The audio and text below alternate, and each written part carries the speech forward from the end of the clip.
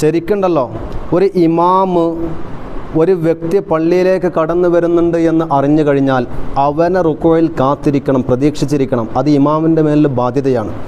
പള്ളിക്കരയിൽ നിന്ന് വുളു എടുത്തിട്ട് ഒരാൾ വരുന്നുണ്ടെങ്കിൽ അവനിക്ക് റക്അത്ത് കിട്ടുവാൻ വേണ്ടിയിട്ട് ഇമാം എന്ത് വേണം? ആ വരുന്ന വ്യക്തിയെ ഒന്ന് കാത്തിരിക്കണം. കാത്തിരിക്കാൻ 2 മണിക്കൂർ കാത്തിരിക്കാനല്ല, ഒരു അല്പം എന്ത് വേണം? ഒരു കാത്തിരിപ്പ് വേണം. അതാണ് മസ്അല. പക്ഷേ ഒരു ഇമാമും എന്ത് ചെയ്യൂല? ഒരു മഅ്മൂമിനെയും കാത്തിരിക്കൂല. കാത്തിരുന്നാൽ വേറെ പ്രശ്നമുണ്ട്. എന്താ പ്രശ്നം എന്നറിയാം? നമ്മളെ കുട്ടികളൊക്കെ മറ്റേ തറാവി നമസ്കരിക്കുമ്പോൾ പള്ളിയിലേക്ക് കടന്നു വരല് സൂപ്പർ സോണിക് ജെറ്റ് വിമാനമുണ്ട്, ശബ്ദത്തിനേക്കാളും വേഗതയിൽ പറക്കുന്ന വിമാനം. ഈ വിമാനം പോലെ ഓടിയിട്ട് അങ്ങോട്ട് വരിക. അതുവരെ ഹൗദും കരയിലുണ്ടാകും. ഇമാമ റുക്കോയിലുണ്ട് പോയി വലല്ലാലിനാമിൻ നാസ് എന്ന് പറയുമ്പോൾ ഉണ്ടാവും ഓടി ഇങ്ങോട്ട് വരുന്നത്. അത് വരുന്നത് തന്നെ റുക്കോയിലേക്ക് ഇങ്ങോട്ട് ഇങ്ങനെ കൈ വെച്ചിട്ടാണ് വരിക. ഈ എർലാടി ഉണ്ടല്ലോ, കോഴിനെ പിടിക്കാൻ വരുന്നത്, കോഴിക്കുട്ടിനെ പിടിക്കാൻ വേണ്ടിയിട്ട് എർലാടി ഉണ്ടാവും.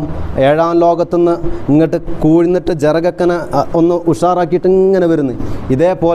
ഇതേപോലെയാണ് ഹൗദെന്നുണ്ട് ഒരൊറ്റ ഓട്ടം ഓടിയിട്ട് ഇങ്ങനെ വന്നിട്ട് നേരെ നിൽക്കും. നമ്മുടെ ഈ മുസല്ല ആയതുകൊണ്ടാണ് അവിടെ ഗ്രിപ്പ് കിട്ടുന്നത്. പഴയകാലത്ത് ആ പുൽപ്പായി ആണെങ്കിൽ ചിലപ്പോൾ ഇമാമിനെയും തെറിപ്പിച്ചങ്ങ് പോകും. അക്കോലാണ് ഓടി വരാറുള്ളത്.